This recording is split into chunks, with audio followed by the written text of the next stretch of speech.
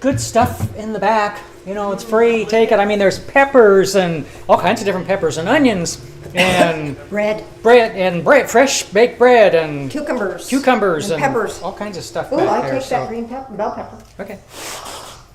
Excuse me. I didn't realize there was a green pepper. And there's still a need for used clothes. So if anybody, gets a chance to do that, that'd be awesome. Okay. Uh-oh. Is What? this too loud? Something. I thought that was your stomach. What is this? TV, chair, Giveaway. Oh, okay. And also, we have stuff that if anybody needs it, if they don't want it, then it's going to be given away to somewhere else. There's a TV in the healing room right now. So that TV is going to go. The chair in there, The big leather recliner, that's going to go. So, and you may not like the way it looks, but it is really comfortable. Yes, it is. It is comfortable. So, and then the water feature out front, that would make a great either bird Terrarium. bath and or for growing like succulents, something like that. Because it doesn't hold water anymore. Because it won't hold water anymore. And what else we have here? Oh, I guess nothing. I guess that's it. Stop. Yeah, okay. So the reason we're doing this is we're cleaning out that back room Right. because we're going to paint it. So the paint will be specific for, instead of a kid's room, it'll be specific for the healing room. And then, get the paper, please. So we're doing a paint party on November 9th. So if you could come help with that, we might have to, a few days earlier than that, prime those two walls that have the big murals on them. Those walls need like 2 coats of primer. Yeah, it's pretty intense. So But Callie did that years and years ago. She's not here right now, but man, and she did this mural here on the wall. and the angel in the angel and the room. angel in the angel room. I mean, just Yeah. awesome stuff. I've asked her if she would paint something for the healing room, but she hasn't gotten back to me yet because she's not really doing that anymore. So, but she's thinking about it. So we'll just kind of let it be what it is for now. But May has figured out some really pretty colors for back there. And then on December 7th, we're going to have a Readers and Healers Fair. So stay tuned for more info on that. One more thing in the calendar. So we've got no emotion code on Tuesday. She's out of town. Her daughter had a baby, so she's there. Intuitive tarot on Wednesday. That'll be fun. Intuitive stuff. And then Psychic Awakening on Thursday with Michele Lanigan. And the Mystic Power Realms class number 3 is this Saturday. So remember the and mystic. maybe semi healing afterwards. Yes. If Andrew's here. I hadn't gotten that far yet. Oh, okay. That's fine. I jumped So, ahead. yes, you did, because I really want to make it important that the Mystic Power Realms, wow, it's just been an awesome group, powerful stuff, life-changing stuff, huh? Mm-hmm. And so this time we're going to talk about how to manifest what your heart desires utilizing these techniques, using what we've learned so far. And there'll be a bit of review on how to work with Shadowlands stuff. So other than that, then today we have Divine Messages with Beth and Say May after services. Lord willing, the creek don't rise. Go for it, Phil, while I fix my It's so much microphone. fun to have so much stuff going on. It is. Awesome. Thank you, everybody, for doing all that kind of stuff. T-shirts and sweatshirts that you may or may not want to have. Engineer's motto: if it isn't broken, take it apart and fix it. I know. He's not an it's a engineer, but sickness. he'll. It's a sickness. Ooh, I don't know how this works. Let me take it apart. Yeah. How does that work? Statistics means never having to say you're certain. Joe's not here. I got to save that one for him. Oh, yeah. Joe loves statistics. Actually, that's what he does. Yeah, he does. We do have a couple patron saints by the name of John Lennon and George Carlin. Hey, George and John. And if you don't have any idea who they are, look them up. but they were nice, cool people. George definitely out there somewhere, so Yeah. that's why we love him so Definitely much. irreverent. Definitely irreverent, which is why we liked him. So, John said, "My role in society, or any artist or poet's role, is to try and express what we all feel, not to tell the people how to feel. Not as a preacher, not as a leader, but as a reflection of us all." Nice. Ta-da. And George, always insightful. Soft rock music isn't soft. It isn't rock.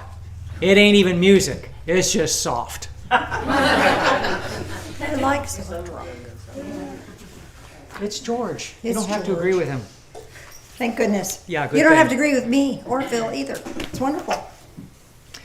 Swedish chemistry and inventor Alfred Nobel left his estate to endow annual prizes for those who have conferred the greatest benefit to humanity, now known as the Nobel Prizes. Nobel made his fortune, of course, as some of you may know, by inventing dynamite.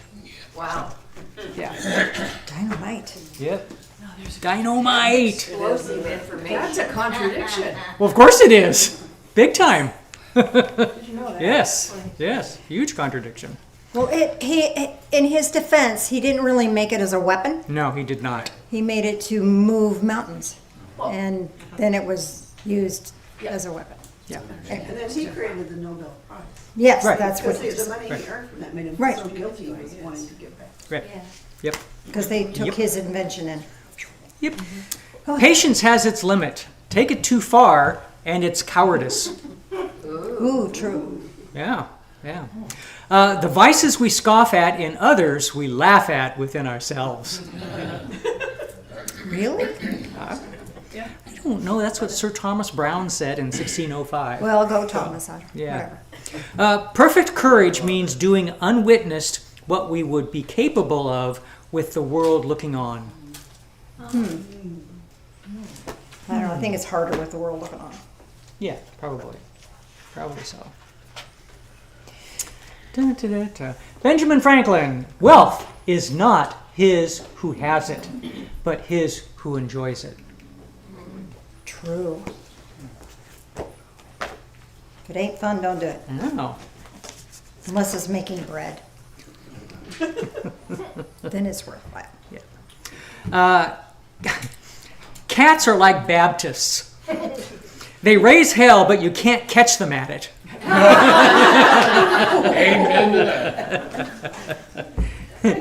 And I read this one first, and I go, well, this is an odd thing to say. And then I saw who did it, so I'm going to start with that. Sportscaster Lon Simmons on seeing a baseball player fall down twice in the first inning. Well, he washed his legs today and can't do a thing with them.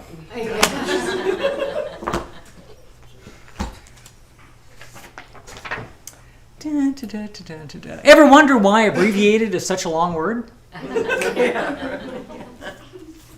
Why is it called after dark when it's really after light? It should be after the onset of dark. Yes, that would be true. I finally got 8 hours of sleep. Took me 3 days, but I did it. Why don't skeletons fight each other? They have no guts. They don't have the guts. You have grandkids, don't you? Yeah. You hear all the silly jokes from the kids. I told my wife she was drawing her eyebrows too high. She looked surprised.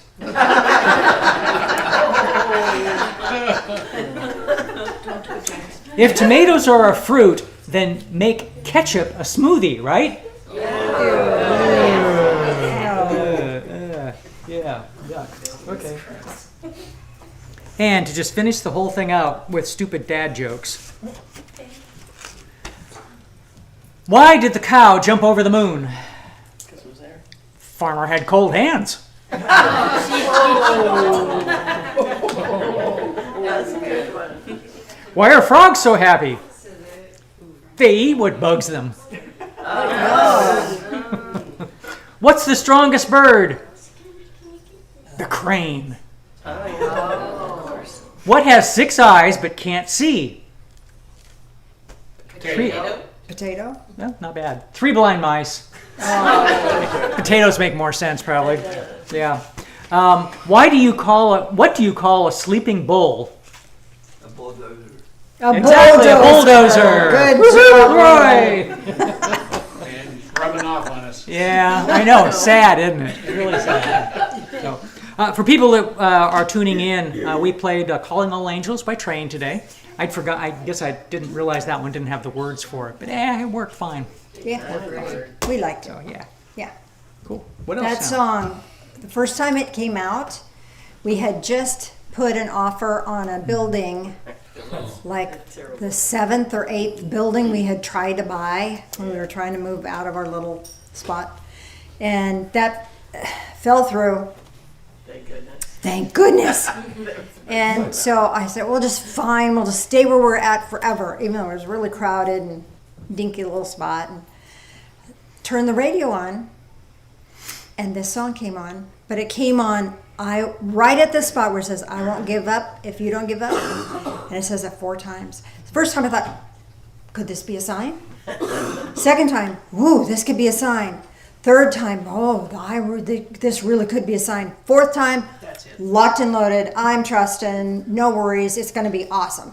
And then within a week, we found this place, so we were able to acquire this place. Yeah. So, And we've been here for like 20 years now. yeah. I think, yeah. So, church will be 27 next month, Wow. right? Yeah, Yeah, I this think is gonna so. be 26. Dang. That's right. Yeah. Was it already a church? Yeah. It Yes, was. yes, Yeah, it was. the Pentecostal church met here, and then we bought it from them. They went down the street, around the corner, down on Aaron Drive, and they built new building down there. So Yeah. yeah.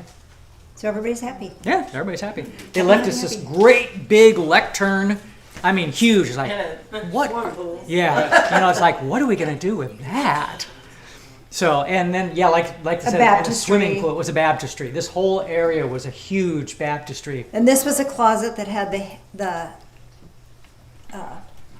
water heater in it. Oh, yeah, yeah. And then open it up, as mold all over the walls. It was Wires everywhere. wires everywhere. Mm-hmm. This was, The floor wasn't even finished in Yeah, that this was not a closet. closet. This was just that. And it's like, well, Open. why Yeah, is it was it? weird. Why is that there? You look at the outside and go, what is going on in Yeah, there? So I it's weird. made a hole in there and go, oh my God!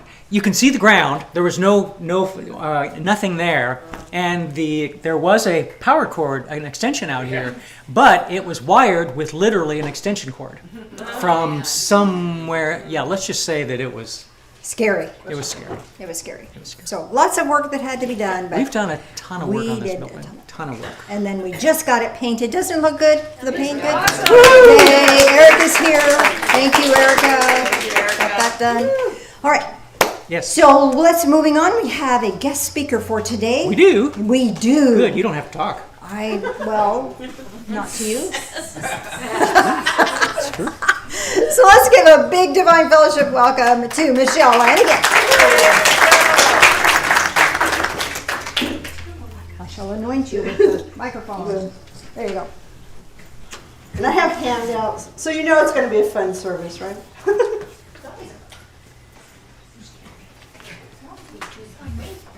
I have to say something. Do you want me to do that? You go do your thing. Well, I was just going to stand around, and I'm going to grab one for myself. Oops, I gave you two. I didn't want to. You sure? You don't need to. So you always know church is fun when you get a handout with a map. And a list of things. So I know a lot of people I know a lot of people have what Janice calls post-traumatic church disorder. Especially when you're talking about churchy things or Bible things. So take a deep breath, because I want to tell you a little bit about the early Christians and the authors of the New Testament. And do you need more copies? There should be more on the other side. Because I think this side got more. I just accidentally didn't divide it very equally. Okay, you keep everybody's got one, and we'll pass these back. There we go. There's just one page, so just take one and pass it on. Thank you. So for those, You're good as straight now. You got it? Stingy. I didn't think I'm done. so folks online, hold on just one sec. We're passing out stuff. Maybe I should have done that first. So anyway, so we're going to talk about the early Christians and the development of the New Testament. So I hope this will help demystify the Bible. So just bear with me. And if we get too lit up, we can sing Soft Kitty or something. So on the handout, you'll notice that there is a list of books of the New Testament, and it's in order of when they were written. And for those of you online, it'll be attached when this is posted online. Let's see if it'll work. So you can't see all the details, but just to give you an idea. So, and the first one was written by, was written about 50 AD, and it's a letter to the Thessalonians, and it was written by this guy named Paul. And if you look at that list, Paul wrote a lot of stuff. Paul wrote basically a third of the New Testament, and in the part in Acts, which wasn't written by Paul, but they talk a lot about Paul in there. So Paul is pretty significant in the New Testament. So who was this guy? So he was born about the same time as Jesus. He was a Jewish Pharisee, and he was actually persecuting Christians. And not long after Jesus was gone, meaning crucified and left, Paul was on his way to Damascus, and Jesus appeared to him. And since then, he became the most incredible evangelist for Jesus. And aside from Jesus himself, he's considered to be the most influential Christian of all time. So if you look at the handy map that I passed out, so this is about 50 AD, and it shows you how far and how wide Christianity spread. Now let me just show it to the people online.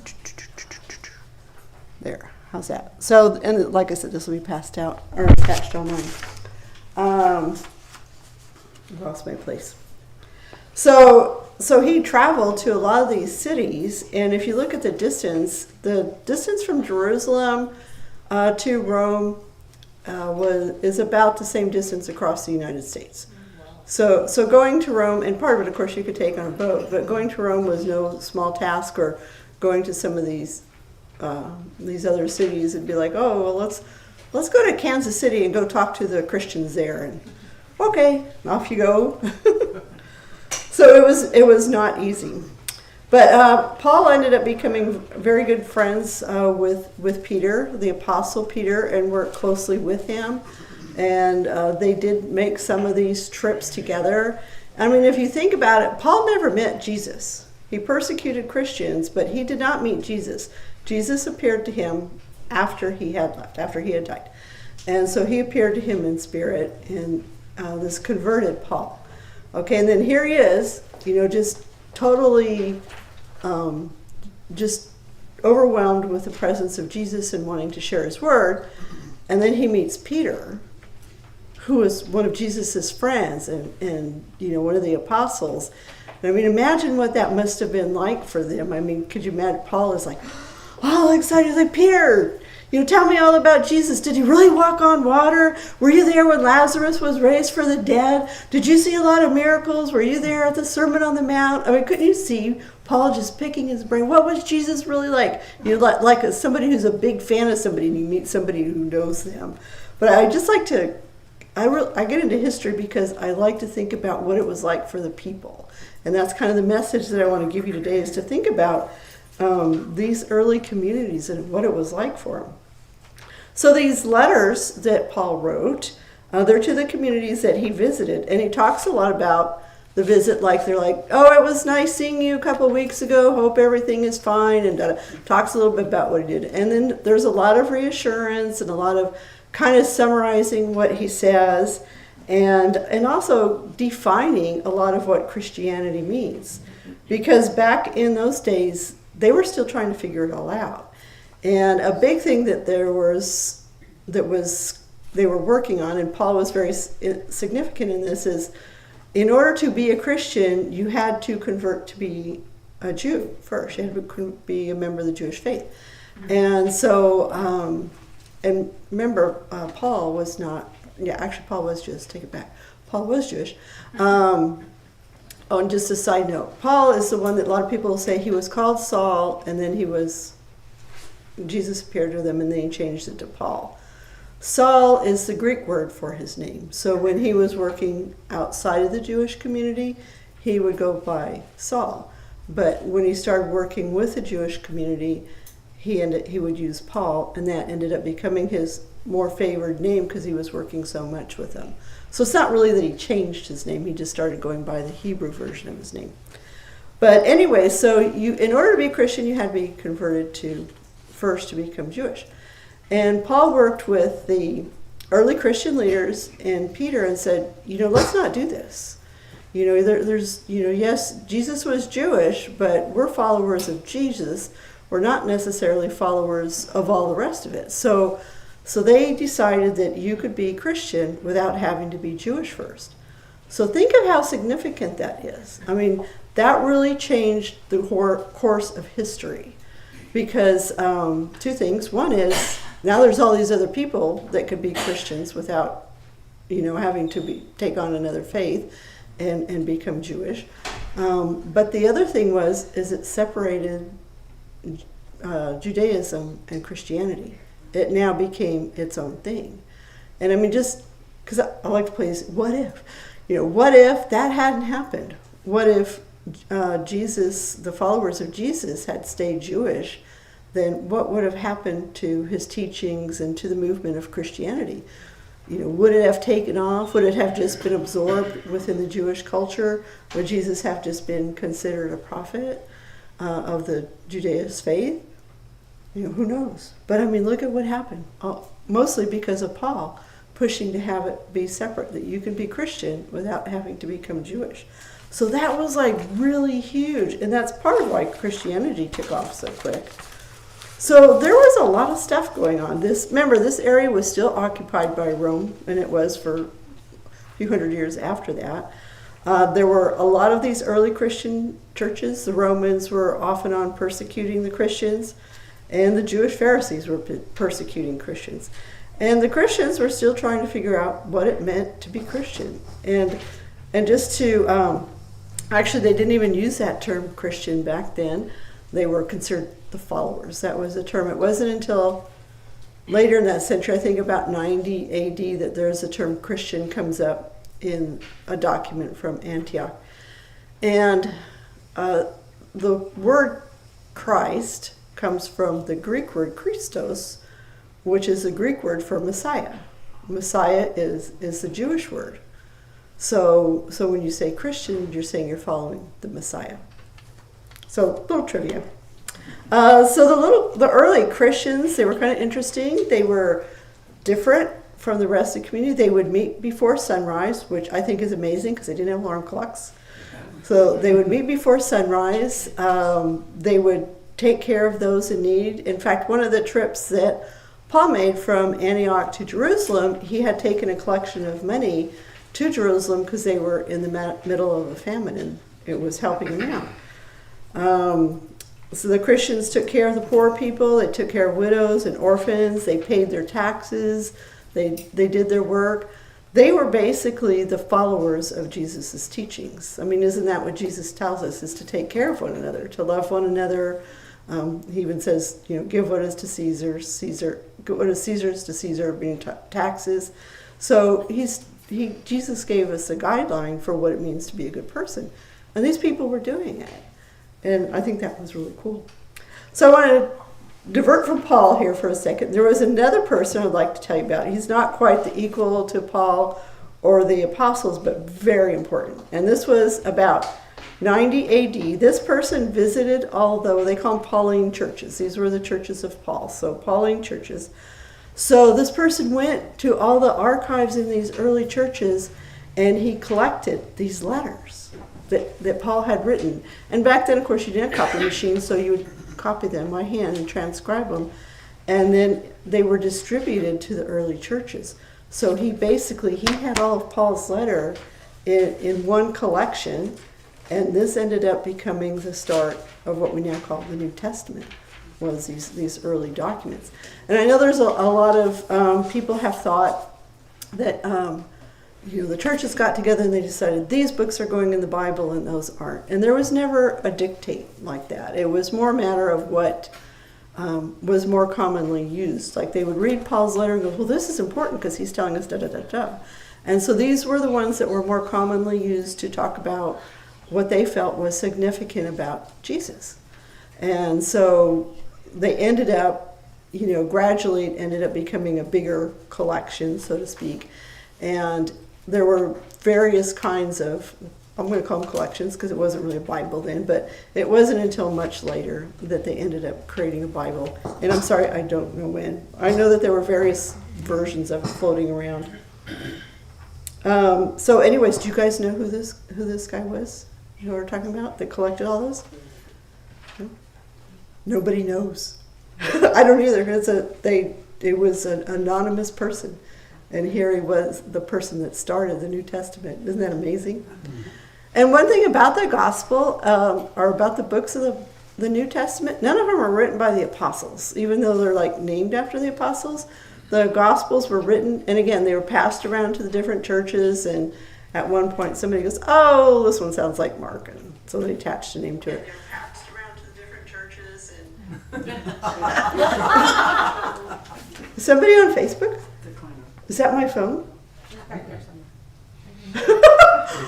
Oh, I see the guilty person. No? Okay, anyways, never mind. I got feedback. For the folks online, sorry about that. Boy, now I really lost my place. Oh, so anyways, the book of Mark, the Gospel of Mark, they think was written by one of Peter's disciples. And they think it was Peter telling this person about who Jesus was. And so that person ended up writing the story of Jesus. So think about what was happening at the time, and just 20 years after Jesus was crucified, because he would have been crucified at around 33 AD. And 20 years later, you have all these churches all over the Mediterranean. This is in a really short amount of time, in a place where they had no internet, no phones, no trains, nothing like that. And in spite of the persecution, they continued to adopt Jesus' teachings of love, compassion, forgiveness, and caring. And they also taught something that was very new at the time, was that that there was only one God. Everybody else was into, the Egyptians had their gods, the Greeks had their gods, the Romans had their gods. And so I think it's just a miracle that Jesus' words have spread, as far as they did and into, us now, and really literally changed the words. And obviously people still are not, really embracing all of it, or maybe even understanding all of it. We have a long way to go. But I hope that you have a better feel for kind of what the Bible is. I hope it's not as mysterious to you. And I just want to show you, this is my Bible, and it was translated from the original Greek. And just the first part of it, so that's all the Old Testament, that big section. So this is the New Testament. So these are the books that were written since Jesus' time. And one of the things that I like about this book is, hold on, I want to find one of these letters. So the letter of Paul to the Galatians. And so the first part of it is a paragraph describing, about this letter. Who wrote it, when they wrote it, why they wrote it. And there might be some notes about the translations and things like that, and how it might also be interpreted. And the bottom of every page, there's footnotes, because, this was written in Greek 2,000 years ago. So there might be more than one interpretation for it. So, and I told you how Paul would visit these different communities, and he would explain, okay, here's the message, here's what we're going to do, here's what it means to be a Christian. And he had visited the Galatians, and told them that you don't have to be Jewish to be a Christian. And, had that all settled, and then he left. And then the Jewish people went and visited the Galatians, and they said, no, you have to be Jewish. They were very upset about it. So the Galatians were kind of like, a little bit confused. So Paul thought he would straighten it out and write him a letter.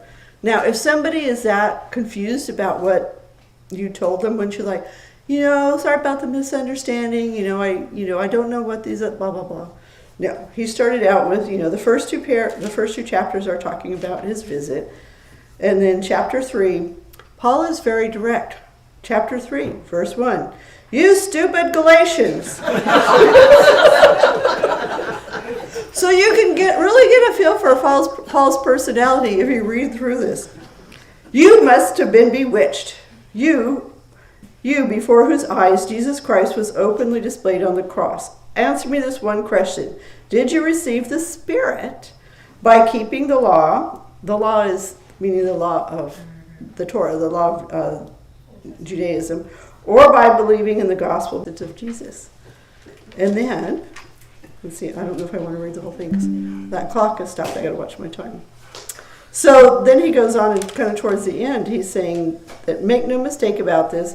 God is not to be fooled. A man reaps what he sows. If he sows a seed in a field of low nature, he will reap from it corrupt harvest.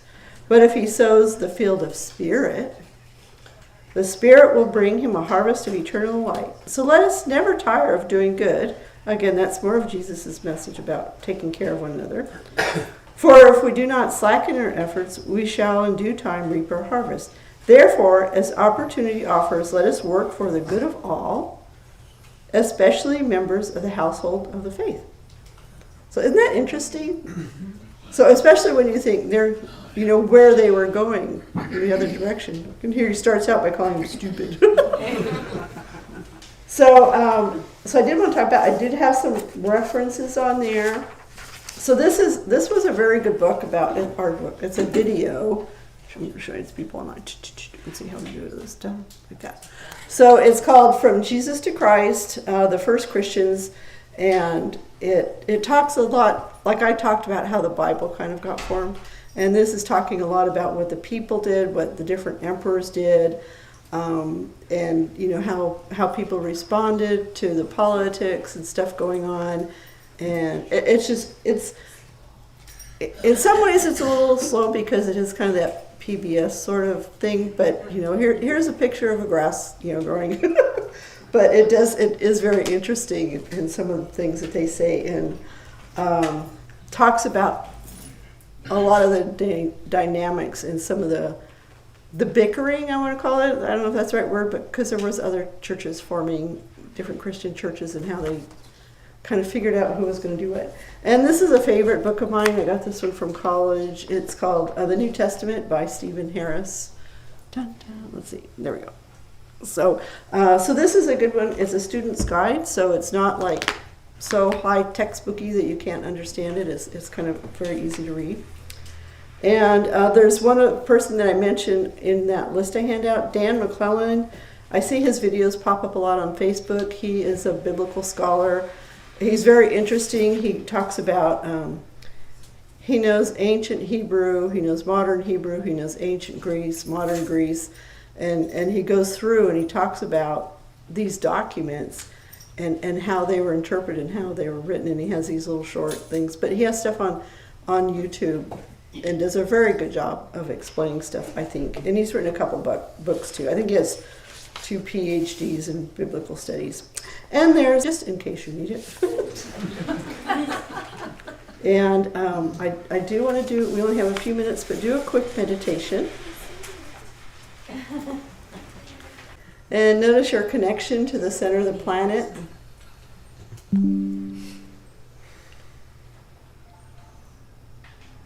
And just be in the center of your head.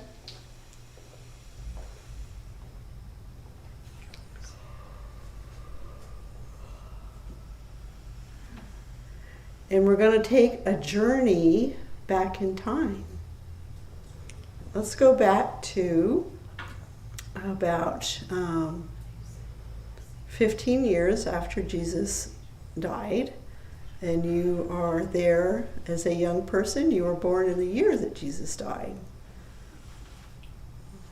So you grew up hearing all the stories about Jesus, but you never met him. So maybe you would go to the Sea of Galilee and you would sit on the bank and you would wonder what it was like when Jesus was there, how Jesus came there and found some of his apostles, how he went fishing, how he walked on water. Maybe when going to the market, your mom told you the story about a friend that she knew that got a healing from Jesus. Maybe your uncle told you the story about going to the Sermon on the Mount.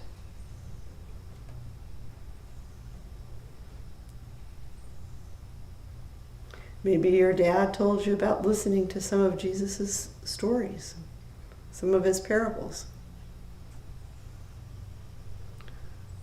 So 15-year-old you grew up listening to all this. And you listened to your parents and the rabbis and the teachers talking about, what does this all mean? Pretty powerful new message to hear. Be kind to everyone. Forgive everyone. Love one another. Very different. People didn't do that back then.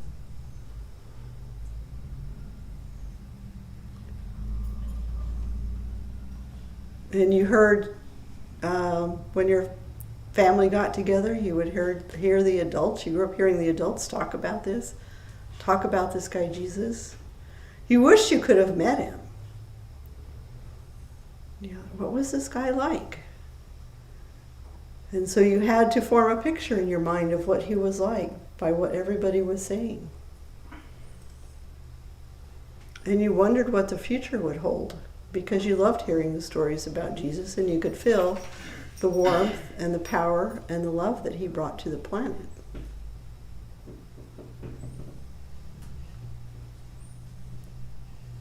So from that experience, take what you would like to bring into present time. What information or awareness would you like to bring in to today?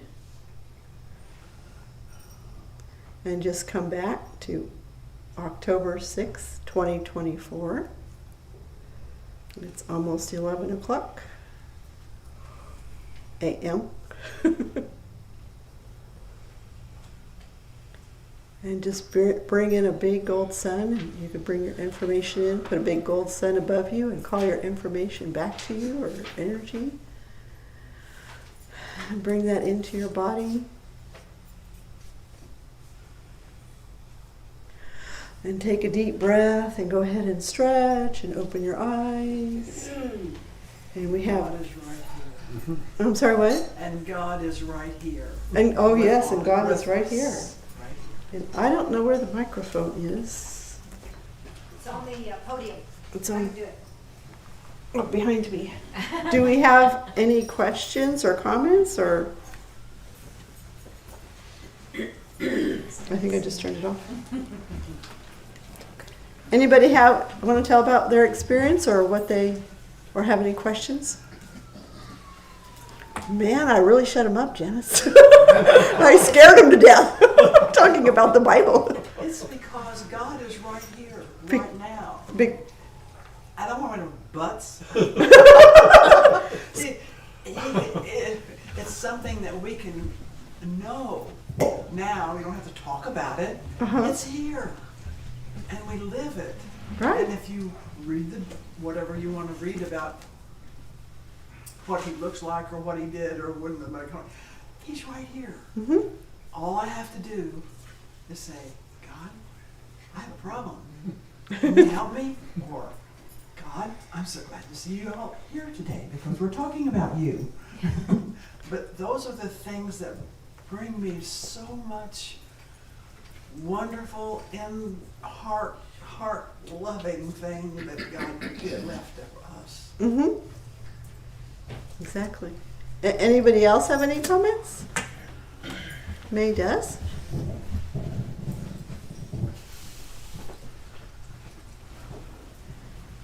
Well, it was totally weird. I went back there with special glasses on. And this way, it looked like an army movie where you have those special, you can see at night real clear. And so I kind of floated around people that were gathering to hear what the disciples and others had to say about this mysterious person. Mm-hmm. And it was very interesting to see. They came in droves like families, not just one individual, but people were very hungry to hear something great Mm-hmm. because they heard there was miracles. And they were just beaming and excited to hear from someone maybe that was there, that was present, that saw it. But with my glasses, I could see the miracles happening when they broke the bread. It just didn't seem to get that small when they passed it on. Mm-hmm. And so I think It's the yeast. we can see with our eyes, Mm-hmm. It's the or we could see with our spirit. It's amazing. Yeah, so Jesus brought a very different word. I mean, back in those days it was fight, fight, fight, fight, fight. And Jesus taught peace and love. And we're still learning it. So thank you very much, everybody. And maybe we can sing Soft Kitty later. Thank you. Let's give Michelle a big hand.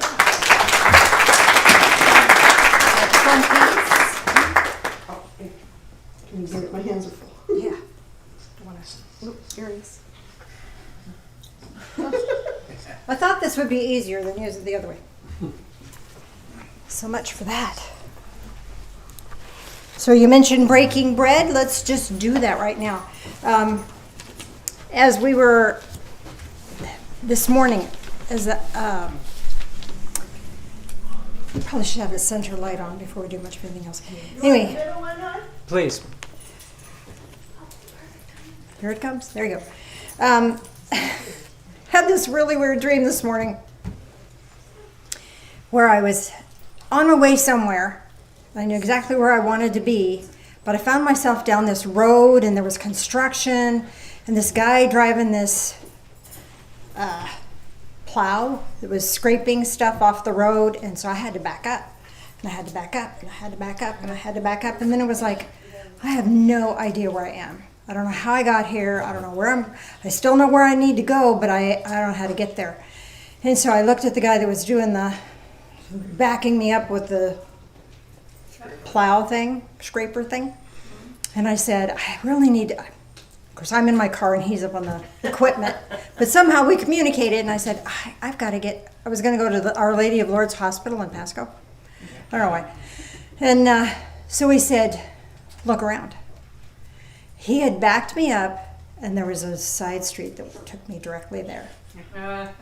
And I thought, oh, I've kind of been off track for a little bit.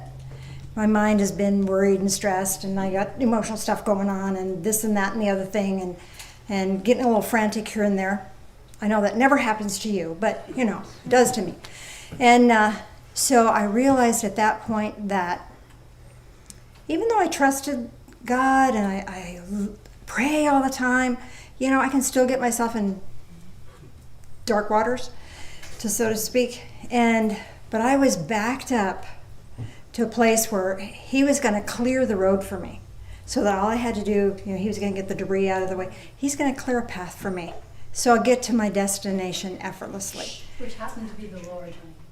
Which happened to be The Lord. the Lord, Our Lady of Lourdes. Yes. A direct path to the Lord. Oh, wow. There you go. And so, but it reminded me that sometimes Spirit backs us up. Divine Source uses life to back us up till we can get to a place where then we can have a new directive, a new direction. And here's a Bible verse that I really woke up hearing in my head. Trust in the Lord with all your heart. And do not lean on your own understanding. Am I the only one that does that? In all your ways, acknowledge him. That doesn't mean you have to go, oh, God did this, God. Just notice that he's around, he's doing stuff, right? Yep. I think that's what you were saying. And he will make your path straight. Exactly. Not a bunch of windy, twisty, turny things. You just make it a clear path. So with that said, let's do our communion. And with that said, also can we keep all the folks on the East Coast in our prayers and our thoughts? Yes, they're struggling. This suffering. hurricane this time, far worse than I think even Katrina, that devastated New Orleans. And there's another one in the Gulf that's heading I in know, that direction. I know. I saw one, it was Chimney Rock, North Carolina. Unbelievable. Here's a picture of a little one-horse town. There's one street, all the businesses are right here, and then, up on a hill after the road, is their sign said Chimney Rock. And the next picture, everything was gone. The river had come in, taken it all, and was just gone. There was nothing there except the hill with the Chimney Rock on it. Unbelievable. You talk about a town being wiped out. There's a lot of them. Yeah, A lot of them. yeah, So let us remember our blessings. yeah. And even in those difficult times, know that they have angelic spiritual help to guide them. And they have our help too, as best we can. Join us in prayer, please. Loving Spirit of light, as we take this into our bodies, help us to take into our awareness your love. Help us to take into our awareness your guidance. Walk with us in all things. Thank you. Thank you. In the name of Jesus, the Ascended One. Amen. Amen.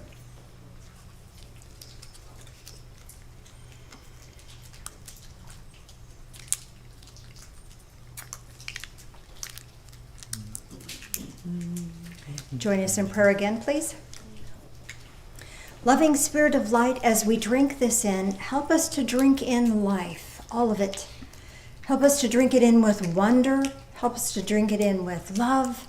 Help us to drink it in with joy. And help us to drink it in with a generous heart. Thank you. In the name of Jesus, the Ascended One. Amen.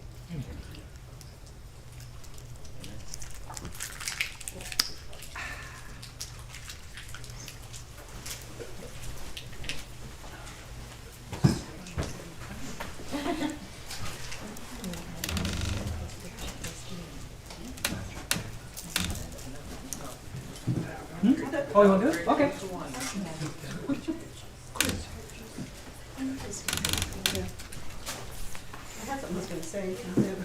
Microphone, please. Would you have the microphone? So I think most of you know I have to drive up here from Hermiston every Sunday or whenever I come up for classes that take about an hour. And a lot of times it's really easy to go, oh, I don't want to, it's too far, I'm tired, I want to stay home and watch TV.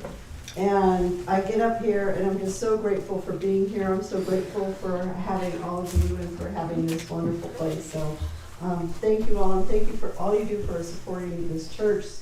And all the things that people do, like painting the building and things like that. So you guys are just awesome. Love all of you guys, and you online too. Love you guys. Thank you. Yeah, we thank you for all the help on that planning on the church. If we had actually had to pay for everything, that pretty much wiped us out. But we're okay. So I got a couple of little housekeeping things. Please, if you bring coffee into the sanctuary, would you please put a lid on it? Or clean Spills it up. happen. Spills happen. And if you do happen to spill, no shame, no blame. We don't do guilt around here. Just let somebody know so we can get to it, okay? The other thing is I would like a volunteer to extinguish the candle display. Not blow them out because that sprays wax everywhere. And it takes a couple of hours to clean it up. Yes. So if somebody would just use the little extinguisher things, could I get a volunteer to do that this morning? Do you take care of it? Thank you. And just say a prayer over those. Notice that if any of the candles don't extinguish when you cover them and then you take the thing away, it comes back on, that person is having trouble letting go. So pray over that one a second time. Okay? So thank you for doing that. Much appreciated. Anything else we need to know or remember or do? I gotta go with music. Got to get music going. All right. So let's do an energetic circuit for after we get offline. Let's do an energetic circuit for the folks online. Put your hands together really, really, really fast. Bringing energy in from that higher source, that divine love. Bring it into your heart space. From your heart space to your left hand back to your heart space. And then you'll feel the energy build because this now creates a circuit, a connected circuit. So there's energy flowing, energy building. And you can feel that energy in your hands. And this energy is for you to take with you throughout whatever you're going to do this week. So bring that into your heart space. May your life be a prayer. God bless. We will see you next time. Say goodbye, everybody.